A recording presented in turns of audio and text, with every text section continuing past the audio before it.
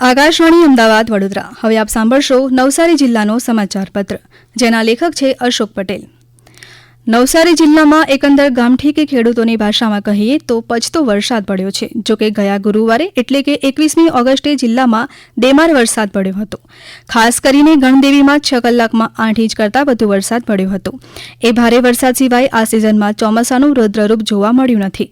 સારા અને પચતા વરસાદને કારણે રોપણીનું કામ પૂરું થઈ ગયું છે. વરસાદની વાત કરીએ તો અત્યાર સુધીનો સિઝનનો વરસાદ નવસારી તાલુકામાં 60 ઇંચ, જલાલપુરમાં 47 ઇંચ, ગણદેવીમાં 54 ઇંચ, ચીખલીમાં 59 ઇંચ, વાસંદામાં 66.37 ઇંચ અને ખેરગામમાં નવસારી જિલ્લામાં સૌથી વધુ 86.88 ઇંચ અત્યાર સુધીનો વરસાદ નોંધાયો છે. સારા વરસાદને કારણે ખરીફ મોસમ સારી જવાની આશા ખેડૂત રાખીને બેઠા છે. ચોમાસું બેસે એ સાથે સાથે તહેવારોની પણ સિઝન શરૂ થતી હોય છે.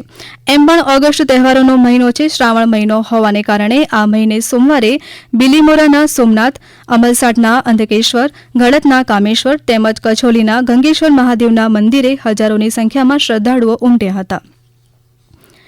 આસ્થાના આ મહિનામાં રક્ષાબંધન, રાષ્ટ્રીય પર્વ સ્વાતંત્ર્ય દિવસની ઉજવણી થઈ તથા આજથી ગણેશ મહોત્સવની શરૂઆત થઈ ગઈ છે. 79માં સ્વાતંત્ર્ય દિનની નવસારી જિલ્લા કક્ષાની ઉજવણી બિલીમોરાની VS Patel arts and science college ખાતે રાજ્યના નાણાં, ઉર્જા અને પેટ્રોકેમિકલ્સ વિભાગના મંત્રી કનુ દેસાઈના હસ્તે કરવામાં આવી હતી. હવે આજથી ગણેશોત્સવ શરૂ થઈ ગયો છે, ત્યારે પર્યાવરણની જાળવણી માટે નવસારી મહાનગરપાલિકાએ તેના પહેલા જ ગણેશોત્સવમાં એક અનોખી વર્કશોપનું આયોજન કર્યું હતું. નવસારી મહાનગરપાલિકા તથા જિલ્લા તંત્રના સંયુક્ત ઉપક્રમે ઇકો ફ્રેન્ડલી ગણેશ વર્કશોપનું આયોજન કરી 1000થી વધુ લોકોને માટીના ગણેશ બનાવી પર્યાવરણની જાળવણી માટે જાગૃત કરાયા હતા.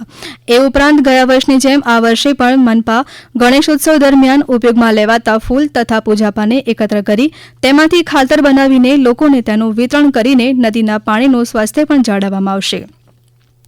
નવસારી જિલ્લા મથક ખાતે યોજાનાર ગણપતિ મહોત્સવ દરમિયાન શહેરના વિવિધ ગણેશ પંડાલમાંથી બેસ્ટ ઓફ પસંદગી કરવામાં આવશે. શ્રેષ્ઠ ગણેશ પંડાલ મહોત્સવ 2025ના માપદંડમાં મુખ્યત્વે પંડાલ શણગાર, સામાજિક સંદેશ, ઇકો ફ્રેન્ડલી ગણેશ પ્રતિમા, દેશભક્તિની ઝાંખી, સ્વદેશી પ્રેરણા, પંડાલની સ્થળ પસંદગી વગેરે મુદ્દાઓને ખાસ ધ્યાનમાં લેવામાં આવશે.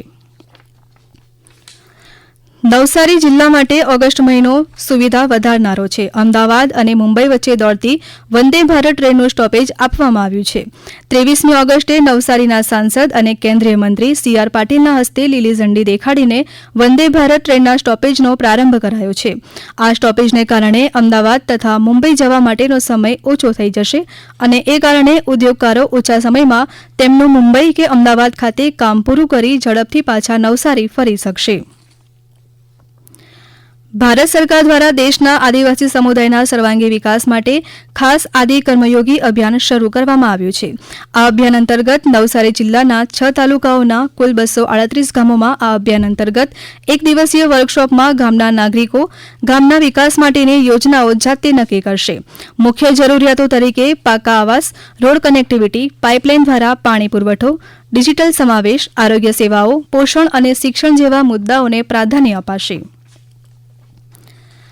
નવસારી કોલેજ ઓફ ફિશરીઝ દ્વારા મટવાડ ગામ ખાતે એક દિવસીય મત્સ્ય ખેડૂત તાલીમ ગ્રામ્ય તળાવ ખેત તલાવડીમાં કાર્પ કલ્ચર પદ્ધતિનું આયોજન કરવામાં આવ્યું હતું.